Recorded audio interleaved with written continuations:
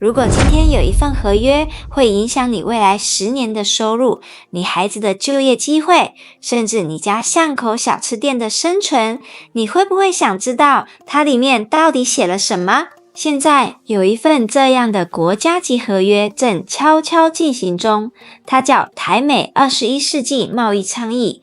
政府说这是历史性进步，说这能提升台湾的国际地位。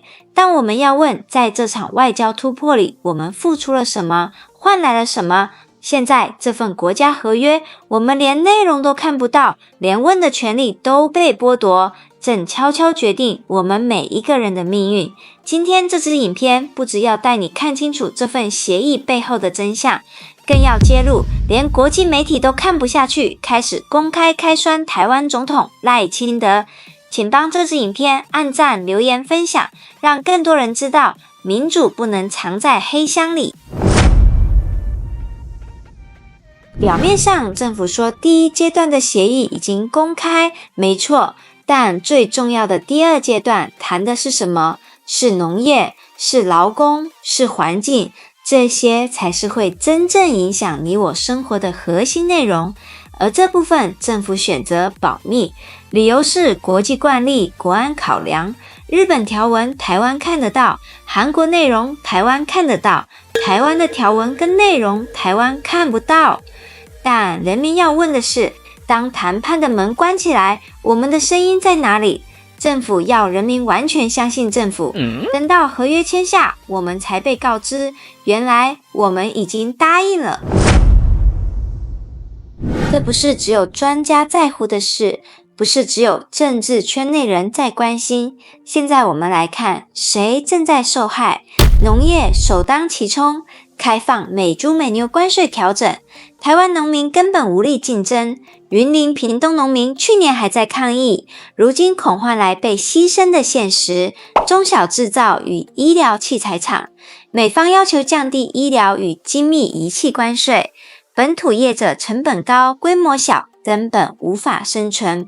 被打得最惨的是那些还撑着做研发的中小创新企业，零组件产业崩解中，关税放宽导致台湾零件供应链流失，甚至有企业出现订单流向泰国、墨西哥等国的情况。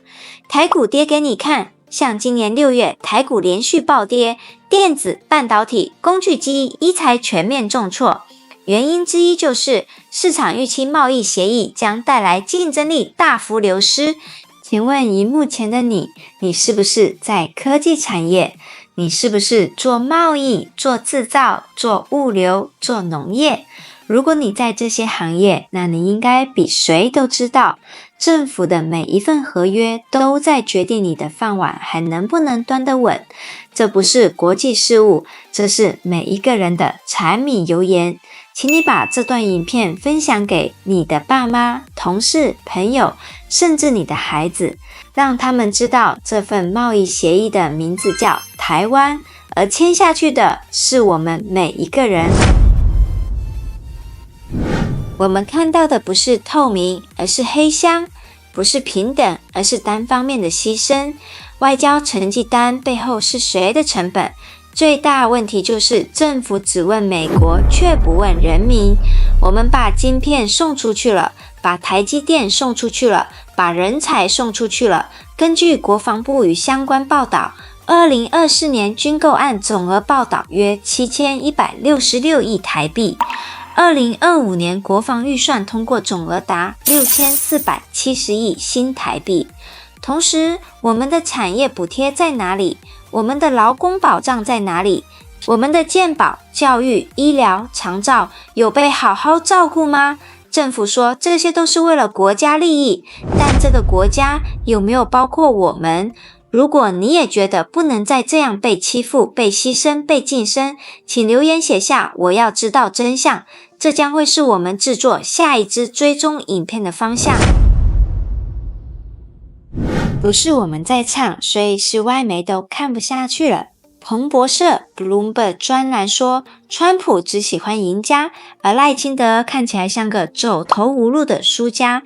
美国杂志 The Diplomat 说，台湾的战备根本是演戏。日本读卖新闻点名大罢免失败是赖清德的错，他的言论造成社会撕裂。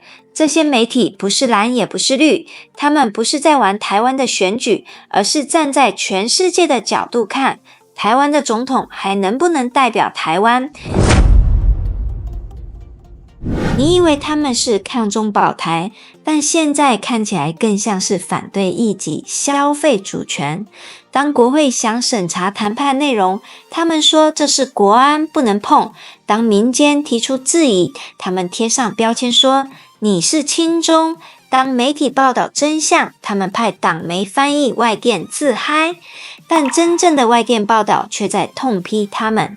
台湾不该变成出口转内销的幻想舞台，我们要的是能站在阳光下面对人民，公开透明的民主制度。现在请以目前的你思考这个问题，你觉得政府现在最该做的是：1. 继续密室谈判，等签完再公布；2. 立即公开细节，提出产业影响评估与补偿配套。请留言写下1或2，我们会收集大家的声音，制作下一集追踪报道。